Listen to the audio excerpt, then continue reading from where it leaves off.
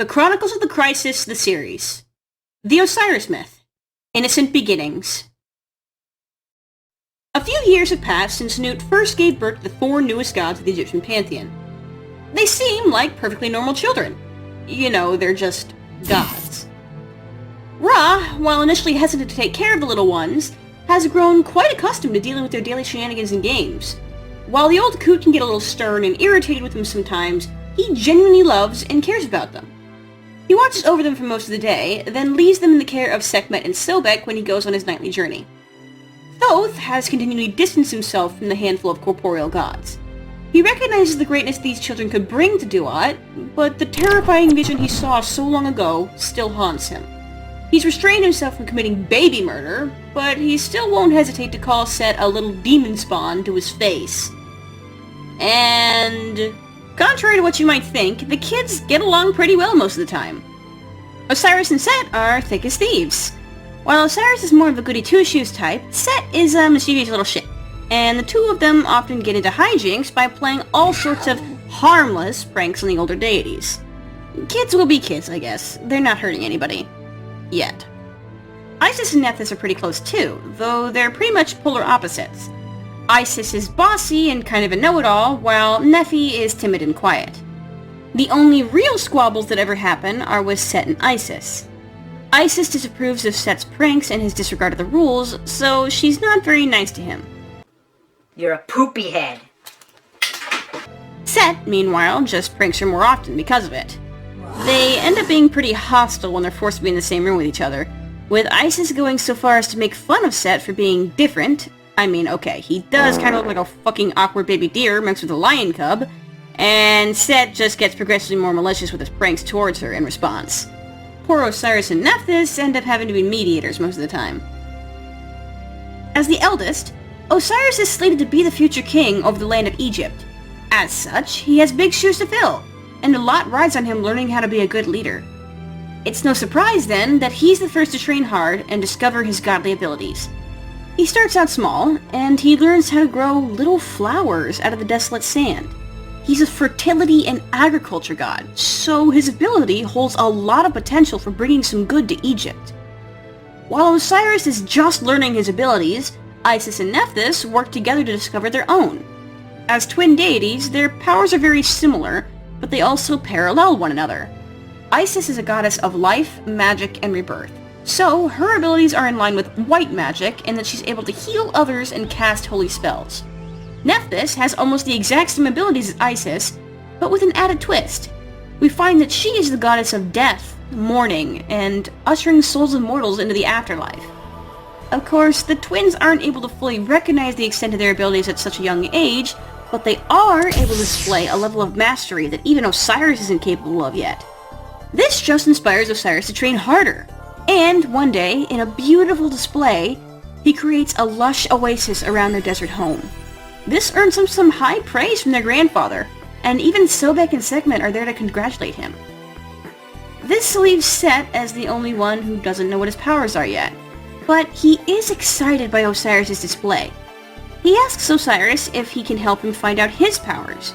The two of them reason that if Isis and Nephthys has similar abilities to one another, then they might have similar abilities too. Of course, in an explosive little accident, they learn that this is not the case. After repeated attempts at growing things like Osiris did, Set gets frustrated.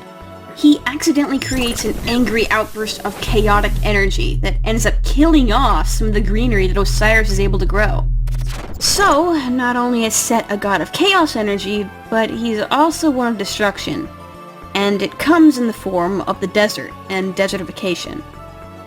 You can imagine the fucking aneurysm that Thoth is having over in the corner while this is going on.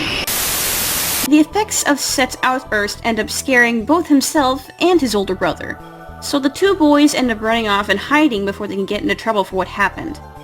When Grandpa Ra finds them, Osiris tries to cover for Set, but he's a terrible liar and Ra sees right through him. Thankfully, Ra doesn't get angry at the boys, though understandably he expresses a little worry over Set's destructive power. It also doesn't help that Isis immediately decides to belittle Set for causing trouble and not owning up to his actions. Thoth, of course, is still screaming about him being demon spawn in the background. As you can imagine, little Set is left feeling pretty cruddy after that whole exchange. But Osiris is there to cheer him up. He praises his little brother for finding out his powers, and he tells him that he thinks they're really cool. Set perks up a little bit, and he says that he'll use them to help his brother once Osiris is king. The two of them take a little oath right there and then that Osiris will be the best king that Duat has ever seen, and that Set will be his right-hand man. Of course, as we all know, this story doesn't necessarily have that kind of happy ending. For quite some time, though, the two of them faithfully stick to their oath. All throughout childhood, in fact, the two rascals go on various adventures together, much to the distress of their grandfather. Set gets all sorts of chaotic ideas that lead to all kinds of fun, while Osiris's good sense usually keeps the duo out of serious danger. Usually. Isis and Nephthys, meanwhile, continue on their own kind of adventures. Thoth has finally taken some initiative, and he attempts to teach them a thing or two. Even if one child is a bad omen, he recognizes that he can at least influence some of them. The girls seem to be significantly more gifted in terms of magical power than the boys, even at such a young age. Their magic works better when they're together rather than apart, though, so Thoth has them focus on a lot of tag team spells. As you can probably guess, this has a couple of drawbacks. In fact, it pops up in one of the four's most significant childhood moments. The two bonehead boys get a hold of some, hastily drawn chariots. They don't belong to any of the gods. They belong to a mortal, which means they have to technically steal them. Osiris is a little bit unsure about going through with it, but Set promises him they'll bring them back before the owners even know they're gone. After sneaking around for a little bit, they get the chariots hitched up to some horses, and they actually manage to skedaddle off with them before they can make a scene.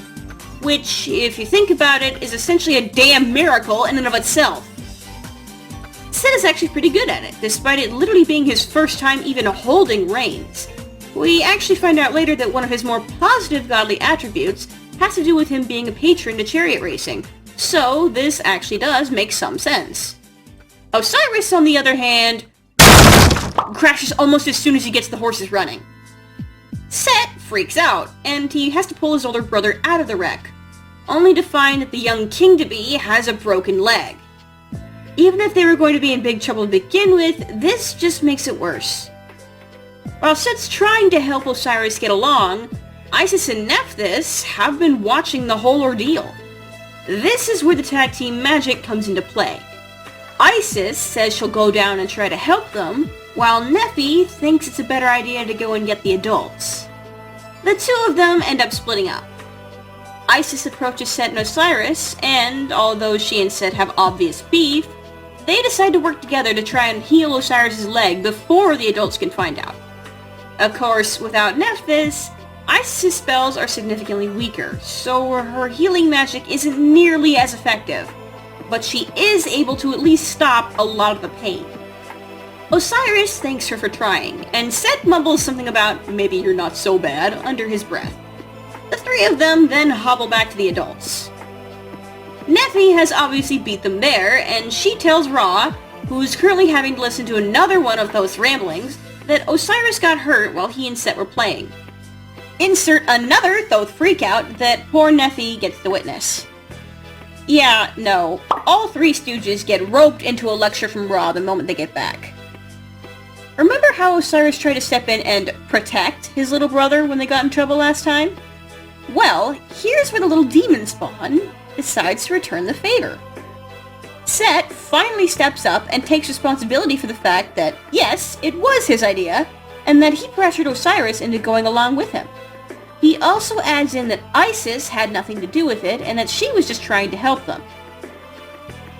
While they still get chewed out, Set and Isis actually reconcile for all the bullying they've done to each other. Set thanks Isis for taking care of Osiris and trying to save them from Ra's lectures, while Isis apologizes and says that she was wrong to shame him for that last accident. The two of them still don't exactly like each other, but they learn to live with one another. So, the four actually start hanging out as a single group instead of separating into the two pairs. For better or for worse, things turn out pretty okay. Thank you all so much for watching. If you think we deserve it, hit that like button, and subscribe if you want to see more videos from me in the future. If you want to see other content from us, you can find us on DeviantArt, Redbubble, and even Discord. Your continued support means the world to us.